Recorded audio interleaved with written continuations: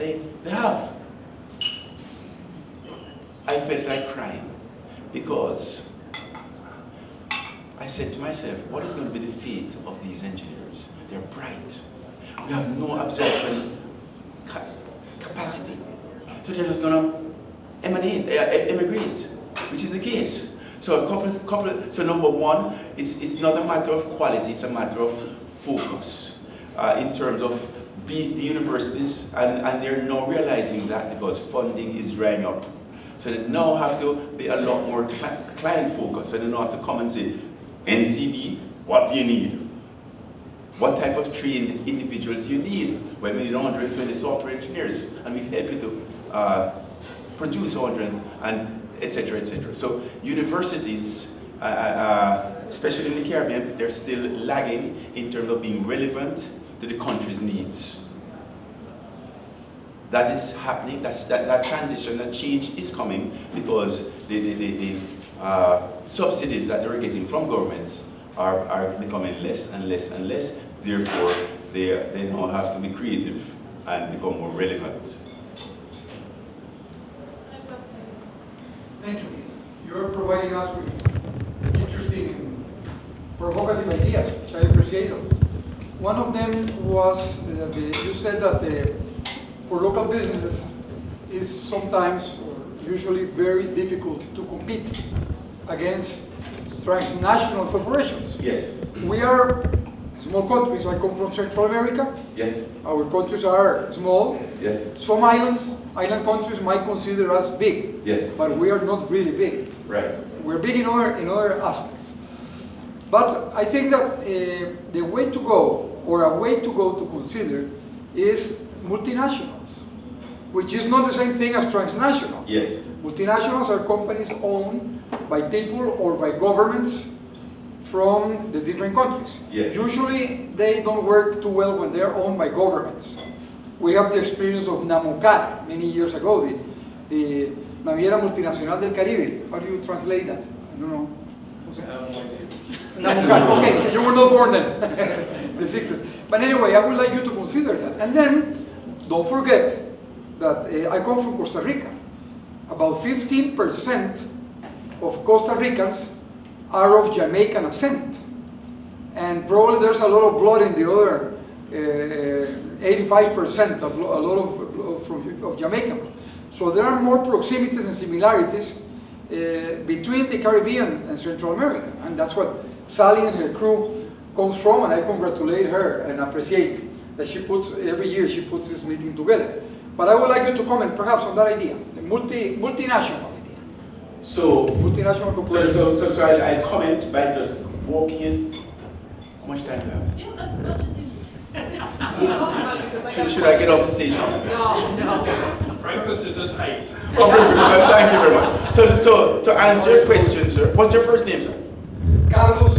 Carlos, to answer your question, I'll just walk you through how we went about it with NCB. So a case study and the strategy will give you an idea of our thinking. So in 2002,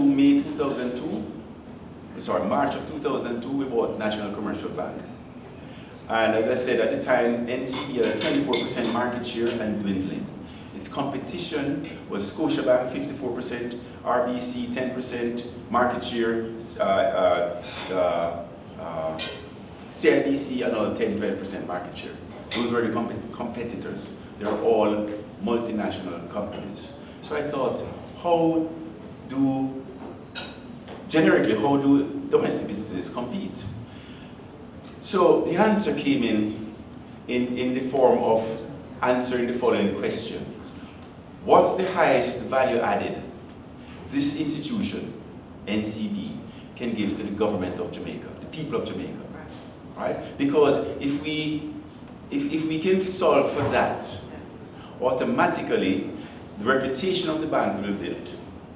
And once the reputation is built, confidence is built, the Jamaicans will do business with us. That was the question. What is the highest value added this institution can give to the country?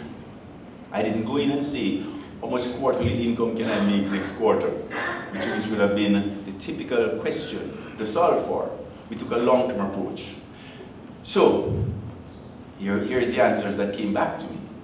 Historically, developing countries have been denuded of wealth going back from the colonialist days. Because whether it's Britain, Spain, Holland, France, they'll go in, invest, and repatriate profits, dividends, profits. And when you repatriate profits, so too will the brain drain. That will catalyze the brain drain. So to create wealth, one has to be very efficient at compounding. You can't create wealth unless you compound. And the essence of compounding is reinvesting. So if you're taking your profits and sending it abroad or consuming it, you aren't creating any wealth in the local jurisdiction. So the first speech I made as chairman of the National Commercial Bank was the following. Although we are an international, this bank is owned by an international, a Canadian company, Portland Holdings, it will not for the foreseeable future take any dividends from this country. We'll take the dividends and reinvest it in the country. And so that was our contribution to reinvesting of financial capital in the compounding process. And secondly, we will build a business that is so eminent in its reputation that young, bright Jamaicans will say, I don't need to go to New York. I don't need to go to Canada, Toronto, to get economic, social, personal fulfillment. I can get it right here at home. So the building of eminent businesses that are head officed in the local jurisdiction is the solution, because there is no impetus for repatriation of profits, and secondly, there will be a place for the young, bright aspirants to get their fulfillment. Now, you'd say, well, but you need foreign capital. First and foremost, foreign capital will not come in if there is no confidence in the country. So confidence has to start within. And there is, in most countries, long-term pools of capital that are incarcerated by regulations, pension funds, insurance companies, right? Most pension, and this is the reform that we're going through in Jamaica, pension reform. The pension fund and pension funds in Jamaica can invest primarily, has to invest 95% of its assets in Jamaica. That's the first thing. Secondly, the bulk of by virtue of the regulations and law, the bulk of those assets have to be invested in government bonds. So the pension funds, that's a huge pool of long-term capital is locked in to investing only in government securities. So the first thing we have to do was to unlock that. Likewise, insurance companies, that's another source of long-term capital. So if the legislation isn't there to unlock that, we're being totally inefficient. So those pools, all of us in the capacity that we are, should be asking ourselves, how much incarcerated capital there are in our own economy that can be unlocked by legislation and create more wealth for the country, and at the same time achieve the two goals of building strong indigenous businesses and keeping the head offices in the local jurisdiction. Stock market reform also, that's a source of long-term capital. So it's just for us to be a lot more rational. And I'm a mischievous person. So the World Bank had invited me about 6 months ago to speak in Washington at their Professional Development Day. So being the mischievous, and most of us would know that the World Bank has a twin mandate. Number one mandate is to minimize poverty, right? Number two mandate is to increase trade and competitiveness. Those are the twin mandates of the World Bank. So I said today, there are 500 people in the audience. Tell me, what's the highest value added any government can give to the country in which it is storing? I heard many answers. Provide security, build a meritocratic society, be fiscally responsible, etc., etc. I said, no, no, no. There's only one highest. I have many answers. The answer really is the highest value added any government can give to the country in which it is stewarding is to make the country wealthy and have a meritocratic way of accessing that. Right? That's the highest value added. Because you can, World Bank, do a good job at minimizing poverty, but a bad job at creating any wealth. But implicitly, if you create wealth and there's a meritocratic way of distributing it, you implicitly minimize poverty. So probably World Bank should change your mandate. I thought, whoa, they're going to chase you out of Washington. Anyway, they didn't. They asked me to speak at the Miami Herald World Bank conference a few months later. So the question is, if, and I'm challenging you here, if the highest value added in a government can give to it the country in which it is stewarding is to make the country wealthy and have a meritocratic way of accessing that wealth or wealth creation, who in government is qualified and understands how wealth is created? Who in government, the politicians, are they fit and proper in wealth creation? Are they? No. They didn't have to do a fit and proper test to become a politician and become a leader. So politicians are not qualified to create wealth. Because to create wealth for a country, you have to understand granularly how wealth is created at the individual level. And have a legislative agenda to facilitate that. To create wealth for a country, you have to understand granularly how wealth is created at the corporate level and have a legislative agenda to facilitate that. And to create wealth for a country, you have to understand granularly how wealth is created for the country and have a legislative agenda to facilitate that. So if you have an agenda based on making citizens wealthy, making corporations wealthy, and behaving in such a way that the country will be wealth will be optimized, then, but who is fit and proper to execute on that? Not politicians, because they just don't have that background. So World Bank, you're in the best place to do that.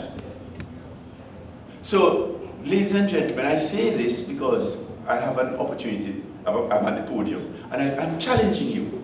When you go back, multilaterals, go back and ask, how can we help countries? What can we do in our capacity to make sure that we help countries to think this way? Because that is the only solution in terms of getting countries to transition from being developing to developed. And that's the only way developing countries can remain sustainable and developed. Period. So Michael, my last question, or my only question I guess, and someone can follow up, is when you say inefficiency creates that opportunity, you're not saying that mediocrity creates an opportunity for growth and development. Am I understanding your statement? No, I'm saying mediocrity / inefficiency creates a fertile condition to transform from being mediocre to being excellent. Or in the worst case, from being mediocre to being less mediocre. Because at the worst case. The value creation is when you go from inefficient to efficient. It's no different from if you driving in a wealthy neighborhood and you see this one house that is dilapidated. You just go downtown, buy a can of paint it. The can of paint may cost you $10, but the value creation is $100,000. That's the way of thinking, right? So going from the value creation is going from being inefficient to, at the worst case, being less inefficient. At the best case, being efficient. So when things are already efficient, it's very difficult to tweak, to create any value by going from the 7th decimal place of efficiency to the 8th decimal place of efficiency. That's hard. So your theory for Jamaica's Economic Development Council is you made a proposition that says in 5 years, yes, 4 years. 4 years, there'll be a 5% growth. Yes, coming from a 10-year average of 0.2, that's 25 times. So that opportunity requires what in terms of the government policies Yes. that would encourage that? I mean, that's a very tremendous growth. Yes. What is it that the first thing that a country needs to think about in its policy consideration for that type of growth? Well, the first thing a country has to think, well, first thing, generically speaking, Yeah. one can only achieve anything if you have confidence. So the first challenge that the EGC had was to behave in such a way to engender confidence. So people have to be confident. So so confidence means there's a plan. There are people who are trustworthy executing the plan. The plan is transparent, and the plan represents a collation, a collating of information from a wide base of society. As I said, we went through 180 meetings in the last year with stakeholders of Jamaica, and made the plan available and measure. So once per quarter, every quarter, we go on national television and say, this is the journey we're on. 5% over here, we're here, 0.2. This is quarter one. These are the initiatives that we have embarked on. These are the milestones we should have met. These milestones have been met by the Minister of, the UD, Urban Development Corporation, Minister of Finance, whomever. And these are the milestones that were not met, and here are the departments and agencies of government that did not meet them. So we do that every quarter.